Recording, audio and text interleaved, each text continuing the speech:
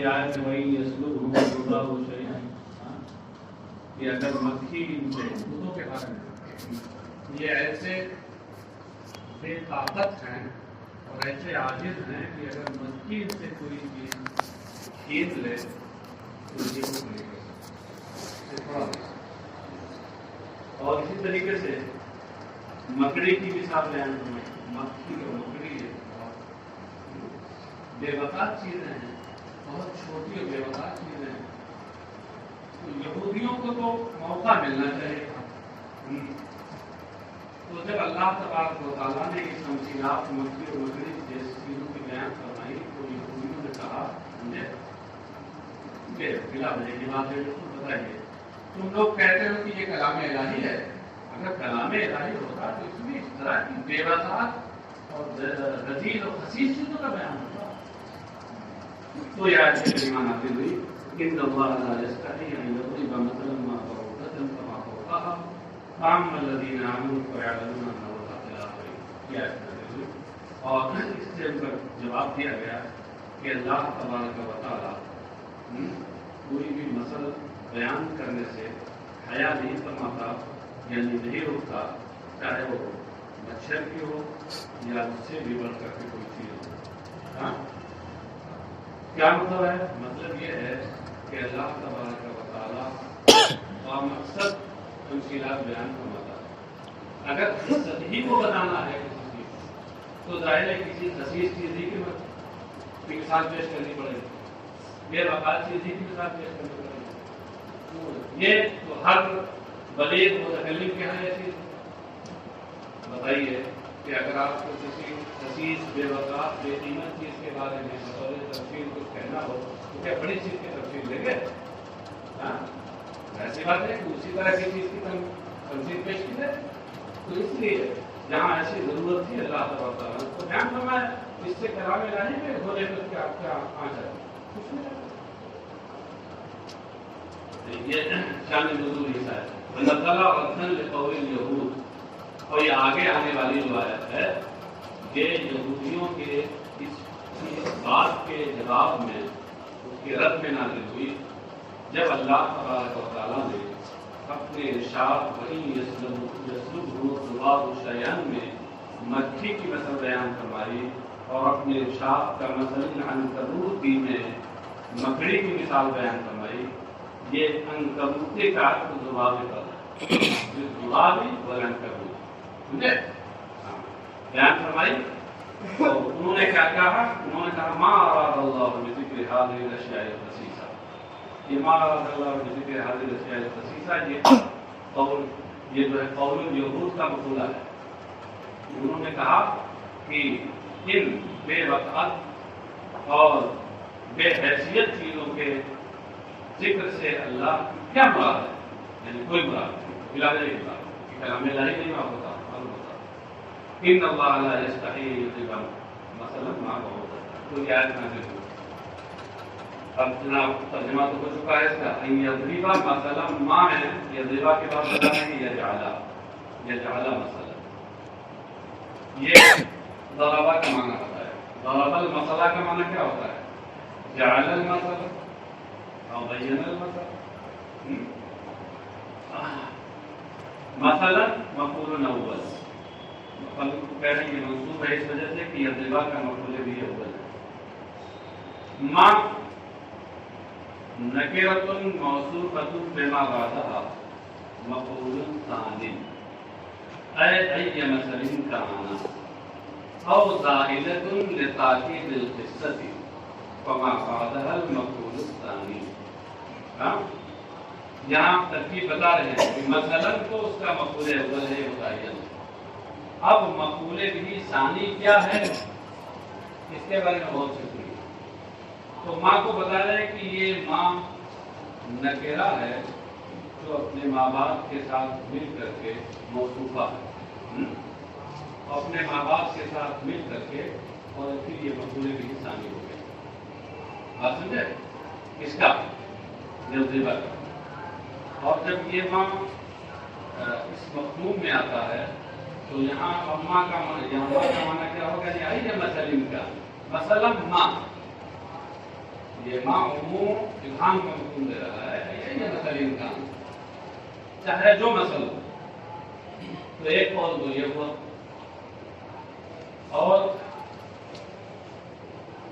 اس قول کی بنیاد پر بعوضۃً فما فوقہا جو بعد میں آ رہا ہے، یہ معطوف علیہ سے مل کر پھر اس ماں سے اس کا سے بیان بن جائے گا. ہاں؟ اور دوسری صورت یہ ہے، دوسری ترکیب یہ ہے کہ مثلا ماں میں جو ماں ہے اس کو زائدہ مانا جائے. ہاں؟ اور اس صورت میں کیا ہوگا؟ جو زیادہ ہوگا تو یہ حق ہوگا، اور حق تو مفعول بھی بنتا نہیں ہے. تو مثلا مفعول بھی اول اور یہ بعوضۃً جو بعد میں آ رہا ہے یہ مفعول بھی ثانی ہو جائے گا. اب سوال یہ ہے کہ مثلا ماں میں ماں زائدہ ہے، تو سوال پیدا ہوا کہ کلام الہی میں کوئی چیز زائد بھی ہے کیا؟ کلام الہی میں کوئی چیز زائد اور بیکار بھی ہے؟ تو پھر آپ کیسے کہتے ہیں کہ یہ حق زائد ہے، یہ حق زائد ہے؟ کیا جواب دیں گے آپ؟ یہ زائد ہے. تحسین کلام کے لیے جیسے باتیں مانا اس کے لیے بھی پورا ہوگا. اگر تحسین کلام کے لیے تو زائد ہے، مانا اس کے بعد بھی پورا ہوتا ہے. تو تحسین کلام میں سے غلط ہو جائے.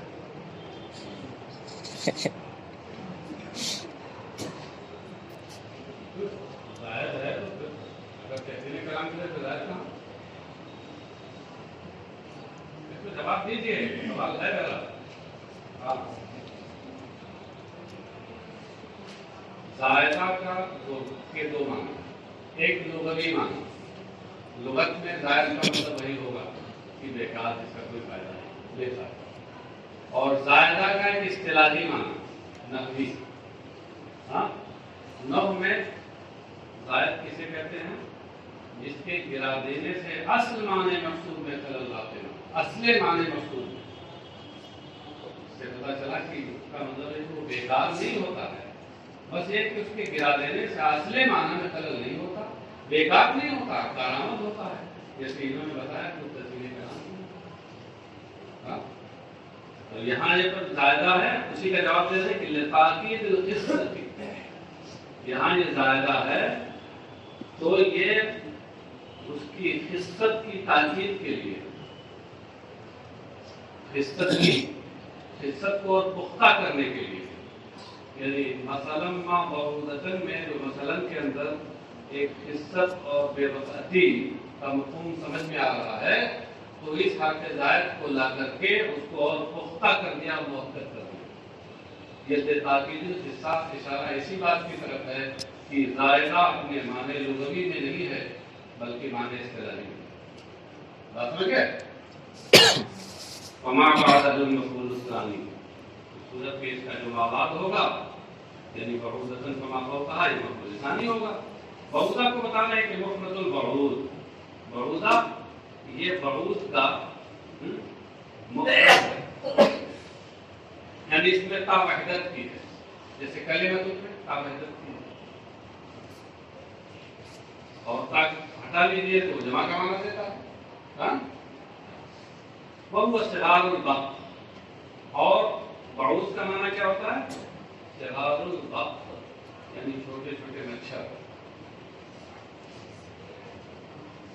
چھوٹے والے مچھر، بڑے والے نہیں، ڈینگو والے نہیں، چھوٹے مچھر. قصت کو بیان کرنا ہے، بے وقتی کو بیان کرنا ہے، چھوٹے مچھروں کی مثال دی جائے گی. فما فوقہا ہے اکبر منہا، فما فوقہا یعنی فما ہوا فوقہا اے اکبر منہا. یہ کیا بتانا چاہ رہے ہیں کہ خواہ مچھر ہو یا اس سے بڑی کوئی چیز.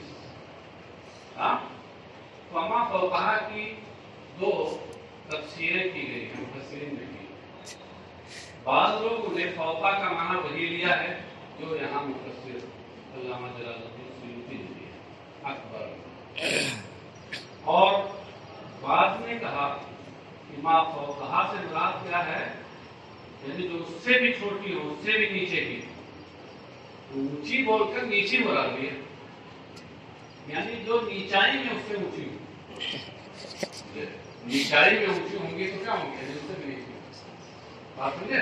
تو دو مفہوم یہاں مراد لیے گئے ہیں، لیکن چونکہ یہ والا مفہوم اکبر والا کہ فوق کے لفظ سے زیادہ میل کھاتا ہے، اس لیے امام جلال الدین سیوطی نے یہی تفسیر کیا ہے، جیسے وہ بھی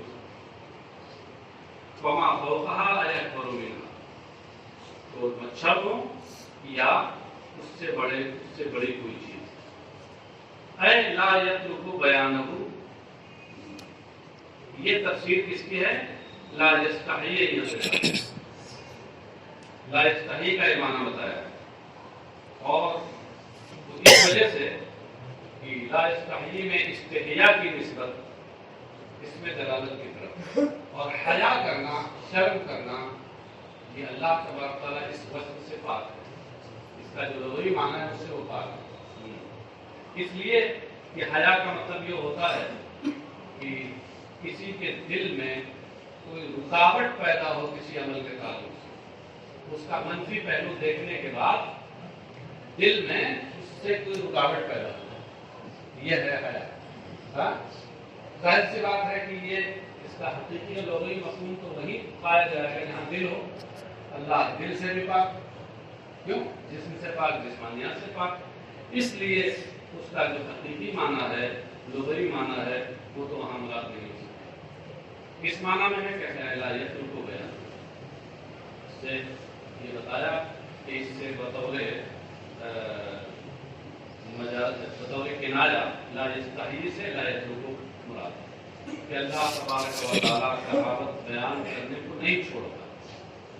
کیوں نہیں چھوڑتا؟ لما فیہ من الحکم، اس لیے کہ اس کے اندر حکمتیں ہوتی ہیں، حکم ہے، حکمت کی جمع ہے، نیچے لکھا کہ موجود ہے، آپ کو مدد کی۔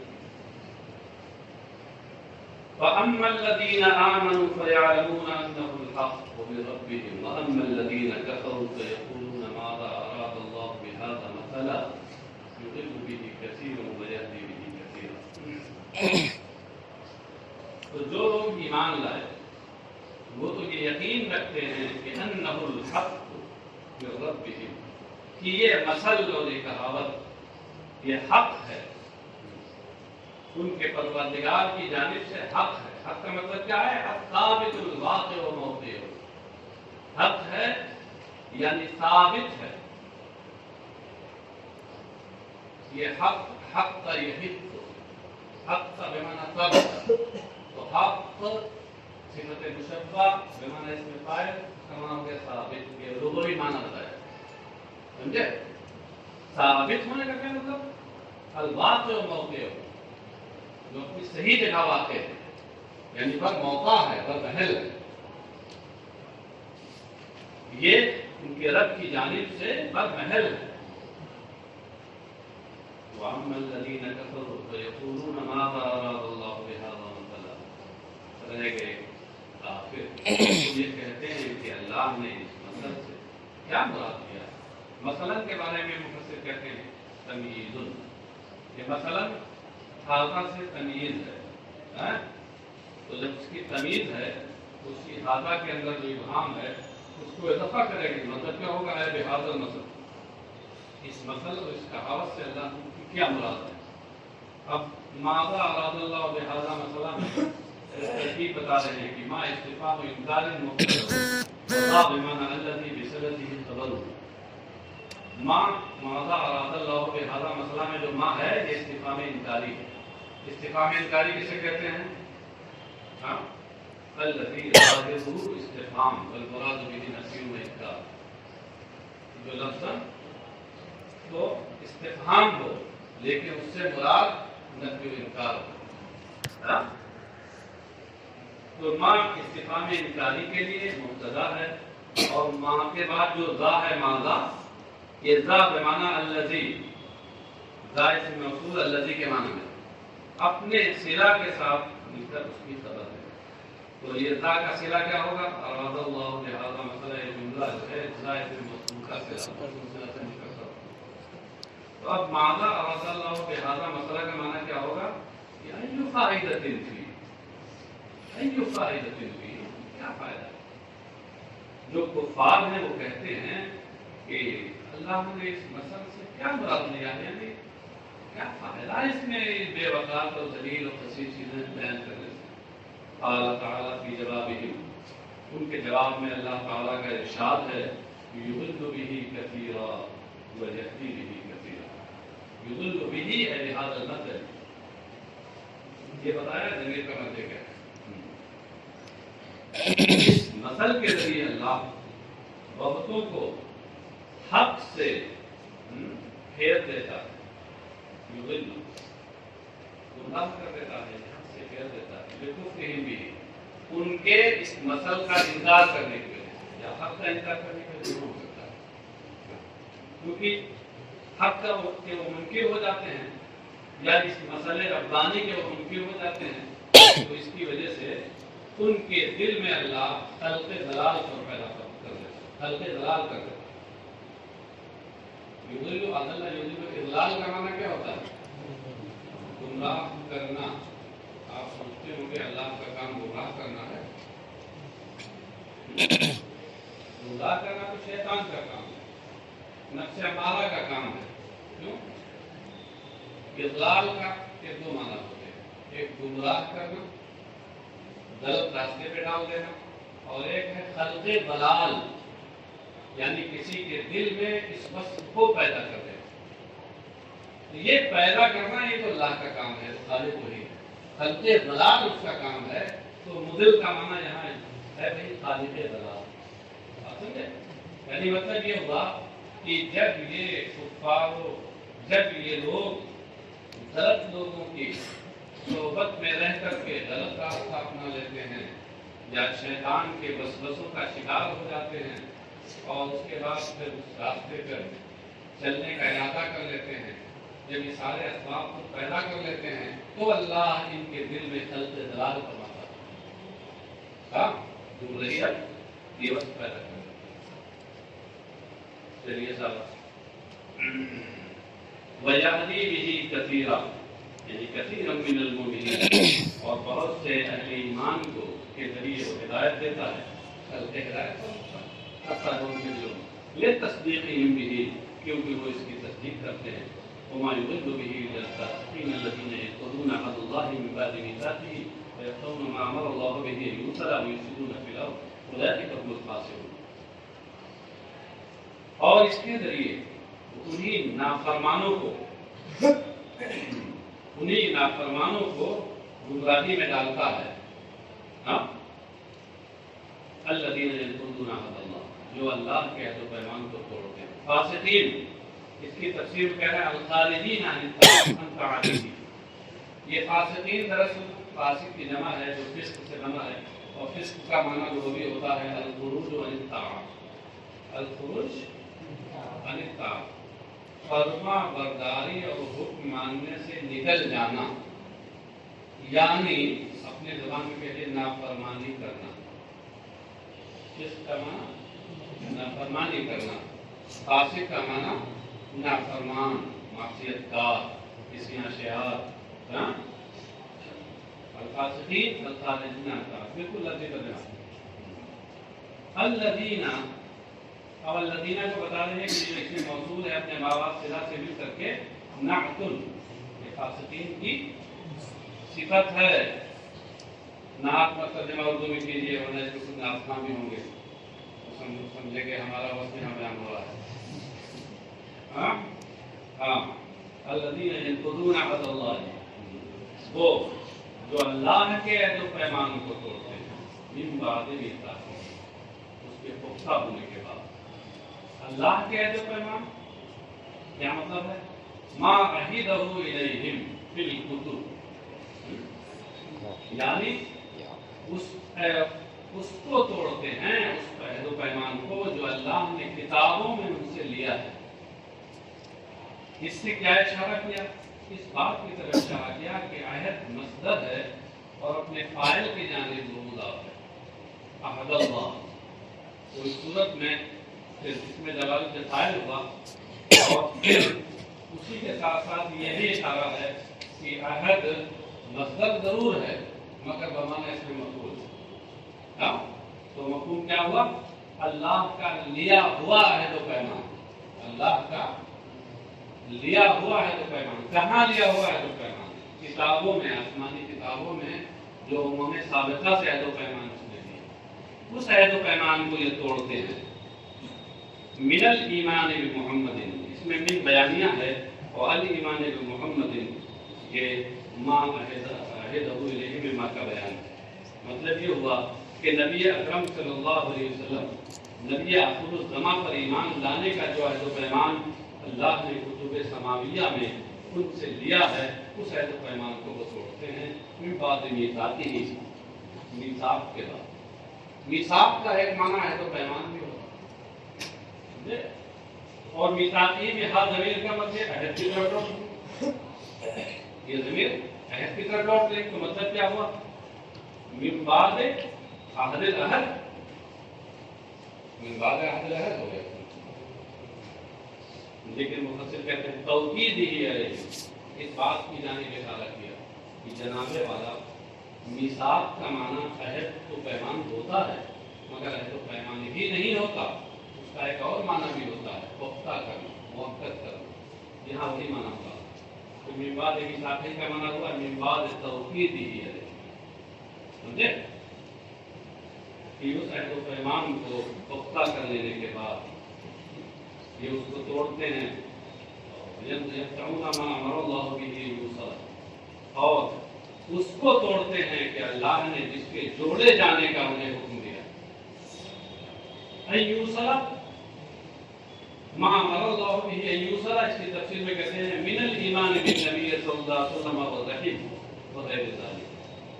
تو اس میں ما امر اللہ میں جو ما موصولہ مبہمہ ہے، اس میں ابہام ہے، من بیانیہ لا کر اسی ابہام کو رفع کیا اور یہ بتایا کہ ما امر اللہ نے ما سے مراد نبی اکرم صلی اللہ علیہ وسلم پر ایمان لانا، ہاں بات سمجھے؟ ہاں، یا الرحم یا رشتے جوڑنا وہ ہے۔ تو مطلب کیا ہوا کہ اللہ تبارک تعالیٰ نے جن کو جوڑنے کا حکم دیا ہے، جن رشتوں کو جوڑنے کا یا رشتے ایمان کو جوڑنے کا، یہ اسے توڑتے ہیں۔ یوصلہ میں ان ہے نا، کہتے ہیں ان بدل من ضمیر بہ، ما امر اللہ بہ میں جو بہ ہے اس ضمیر سے ان یوصلہ بدل ہے۔ ان تنہا بدل کیسے ہوگا؟